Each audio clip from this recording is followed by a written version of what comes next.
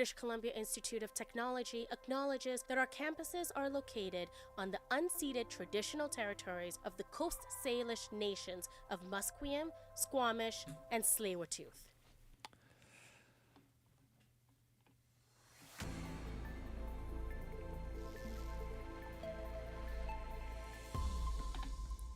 Welcome in to your 10 o'clock sports update. I am Elijah Ford.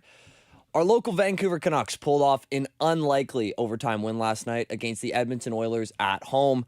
The Canucks were shorthanded after the team announced just hours before puck drop that captain Quinn Hughes would miss the game with a day-to-day lower body injury. The star of the night was fan favorite Kiefer Sherwood, who scored twice, including the overtime winner and this highlight reel goal.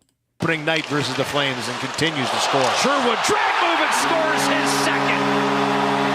Vancouver extends to a 3-1 lead, and this one will count. The Canucks sit at 5-5 through their first 10 games. Their next contest is tomorrow night against the New York Rangers, where they are set to welcome former assistant captain JT Miller back to Vancouver for the first time since his departure last season.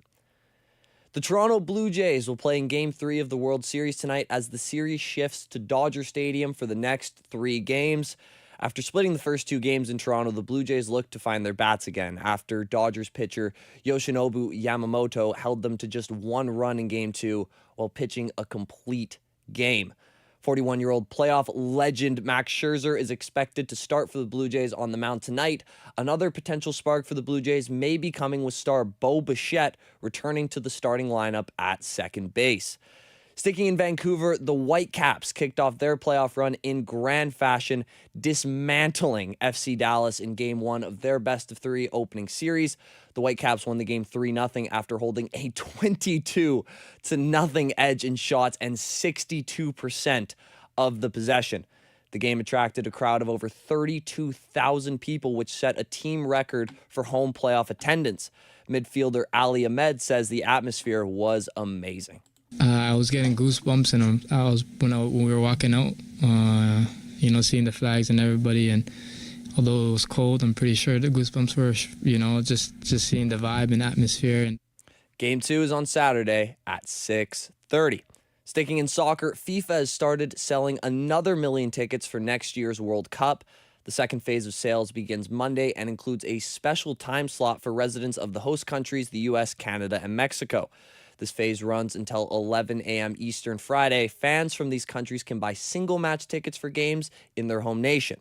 The phase is open to all fans globally. More than 1 million tickets have already been sold, with the U.S., Canada, and Mexico leading in purchases. Another sales phase will follow, with dynamic pricing in place. Shifting to football, the largest buyout in the history of college football has happened, with LSU firing head coach Brian Kelly during his 4th season of a 10-year contract worth about $100 million. The move, announced by athletic director Scott Woodward, comes off the heels of a 49-25 loss to number 3 Texas A&M in Tiger Stadium. That was the Tigers' 2nd straight loss and 3rd in 4 games. He has gone 34-14 with the Tigers, but LSU has not qualified for the college football playoffs during his first 3 seasons and is virtually eliminated from contention this season. Woodward says the financial terms of Kelly's separation for LSU are still being negotiated.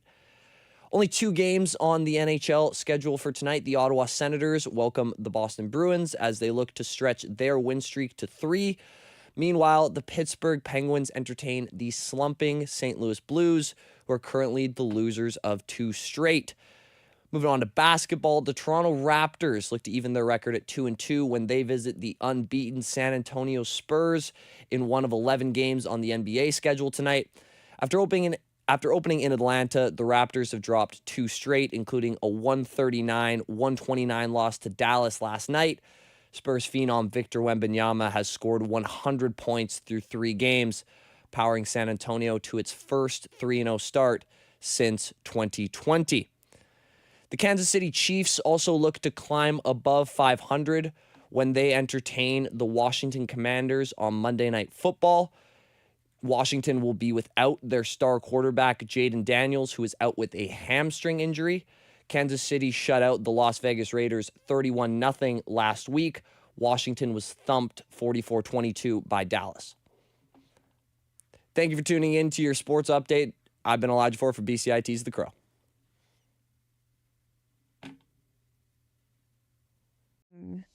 I knew a bit about Lightroom and Photoshop before coming into the program, but I didn't really know much about Premiere, and that kind of scared me.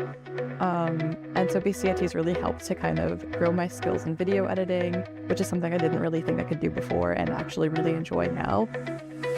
It also taught me how to use the big cameras, so I can use more than just a DSLR now, which is very helpful as well.